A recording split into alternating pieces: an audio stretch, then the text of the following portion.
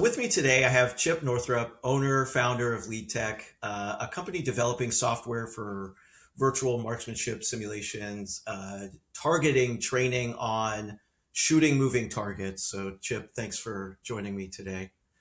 Uh, Good to be here. Thanks. yeah. And I haven't demoed the software and would love to get my hands on and experience it at some point. But I've seen some videos and clips of its capabilities. But this will be a great learning opportunity for me to really gain insights on the solution and its capabilities. So, real quick, would you like to go in and summarize your background and what your company is providing?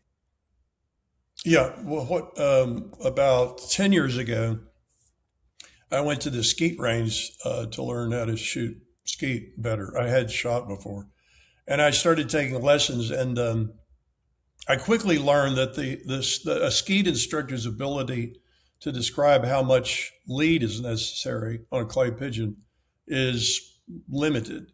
And it occurred to me that there was probably a better way to learn it, and that would be to evidence where the lead was given the ballistics and whatnot in a simulation, in a simulator.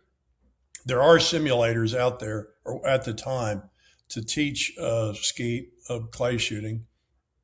But oddly enough, they didn't display where what the lead point was. In other words, they would simulate shooting skeet, hit it or miss it, the clay, but they didn't actually display in the simulation where to aim, if you will, or where to point in the case of a shotgun. So we filed for a patent to display that in an interactive projection system, which was prevalent at the time. And and then when VR came out, we got two patents on interactive projection. Then we got three patents on VR because it was clear that the more convenient way to do a marksmanship simulation is in VR. Patented that, and then when AR came out, when Hololens 2 came out, then we got two more patents to display lead in an AR headset. And in the case of AR, it also anticipated tracking a live target and using AR to shoot a live target. So, so we reduced that to practice, meaning we made those concepts work, and we went to market with a VR system called Clazer and sold that on Steam as a learning game for skeet, trap, and sporting clay. And what we discovered is that in order to do this correctly, you can't do it with a mouse. You can't do it even with hand controllers unless you're in an armature. That you really need to put the tracking system on the gun. So we built a system to put a VR tracker, a Vive, on a gun, on a shotgun, on your own shotgun, so you have the sight picture of your own shotgun. You can recreate in VR, and that is the way to kinesthetically muscle memory. Learn how to hit a moving target is with your own firearm. And at that point, we were approached by a group to do a simulation for Three Gun Nation, three gun competitions, and also another group to do shotgun shooting on waterfowl, on birds, upland game birds and whatnot. And we looked into that, but at the time it occurred to me that, and others brought this out to me, that the high value usage for this was really not to shoot clay pigeons. It was military. And so about 3 years ago, I did a demo for PO Stry, ST, SVT, about a dozen people. It was remote. It was during COVID, but we actually demoed the shotgun shooting simulation. We didn't have a simulation built for military targets, and there was considerable interest in it at the time. I mean, on the call, because it's inexpensive. The ballistics are correct. It's the repetitiveness and the ability to do reps and sets on targets was built into the simulation, and it was patented, et cetera. So what, and then at that point we began to do demos for at Stafford for the Marines, for TCOM, and then we did for Traces in Orlando, and subsequently, and coincidentally at that time, both of the Marines and their armor were moving towards moving targets at the range, namely robotic targets that were more realistic in their movements and in the presentations, angles, and whatnot than the track targets had been previously. The mannequins on tracks. So they actually had something to fulfill or to validate the simulation work at the range, something realistic.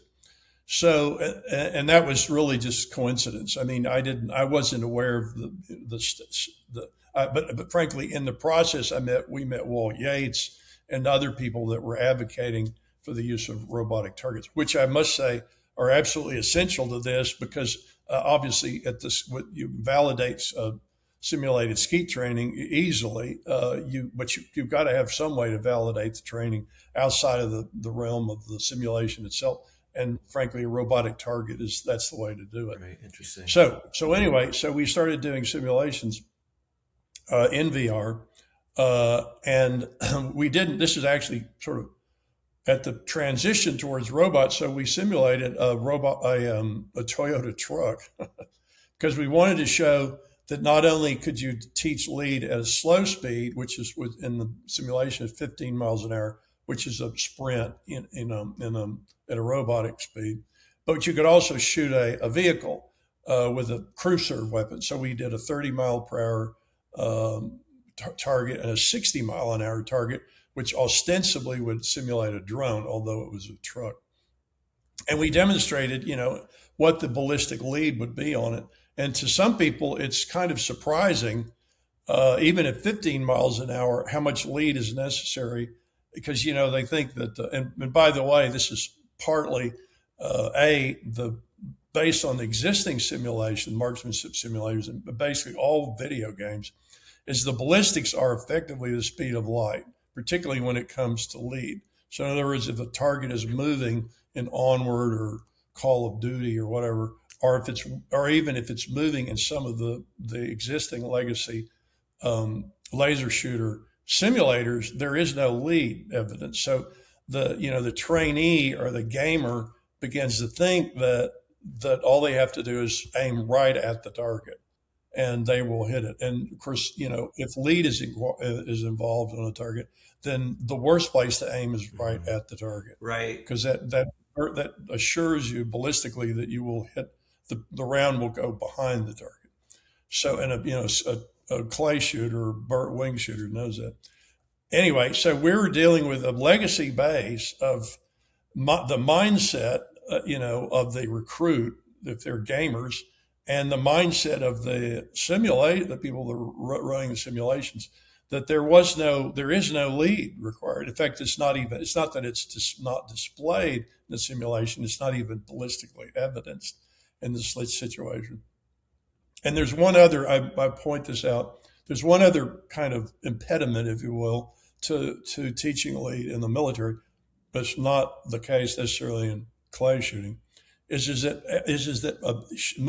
shooting a moving target is, and Luis Velasquez basically pointed this out. It's more like a dance. I mean, it is a dance movement because karate movement, because you got to move. You have to know how to move your upper body and whatnot to hit the target. You got to move with the target, and if it needs lead, you got to know how far in front to get of the target, and that is totally antithetical to traditional riflery marksmanship, where you're talking about holding your breath and stuff. It's like, you have to basically immobilize your body, the gun, everything.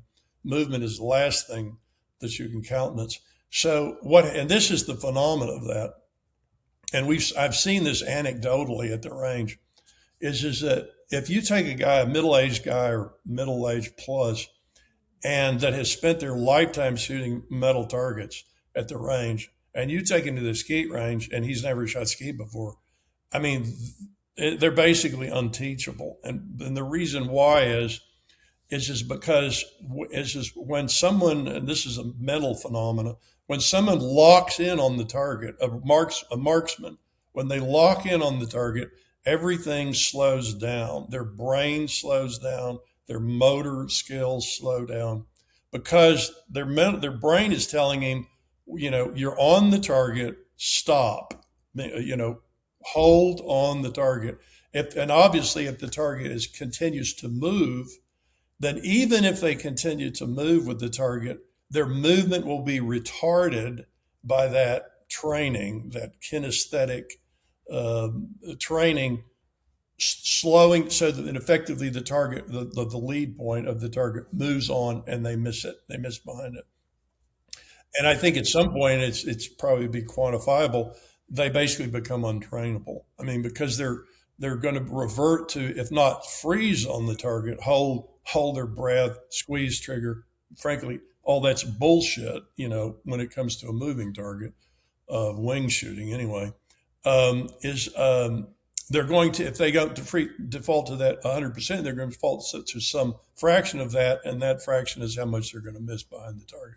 So anyway, so we've got big challenges. We have legacy systems that have been mistraining lead for decades, and in the case of video games, continue to misrepresent it. And then we've got frankly the embodiment of this marksmanship mentality: hold breath, squeeze trigger. God bless you. At the skeet range, those are the range instructors. Those are the drill instructors, the guys that teach marksmanship at the range. And unless they're skeet shooters, they'd be challenged to hit a moving target. So we have legacy things to overcome. And then what I want to get into, if you look any questions on that, is how the difference in how the Marines have addressed this challenge and how the Army has addressed this challenge. It is night and Yeah, I day. definitely want to And get into I that. don't Mhm. do this with any, Semper Fi emblazoned on my forehead. It's just, I mean, I've learned it the hard way.